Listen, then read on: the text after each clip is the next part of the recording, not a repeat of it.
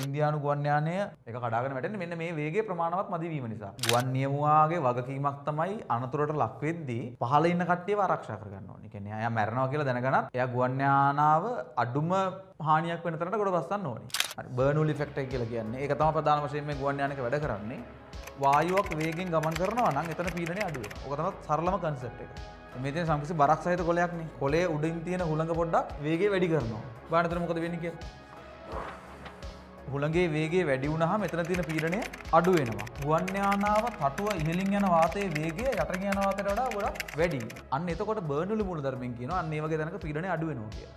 ඔන්න ඔය කන්සෙප්ට් එක තමයි ගුවන් යානයක් එසවීම සඳහා ප්‍රධාන වශයෙන් බලපාන්නේ. තව වැදගත්ම දෙයක් තියෙනවා. මේ ඇතිවන පීඩන වෙනස සඳහා ප්‍රධාන වශයෙන් බලපාන්නේ මේ තටුව කොච්චර වේගෙන් ඉස්සරහට යනවද කියන එක. මේක තමයි වැදගත්ම සාධකය.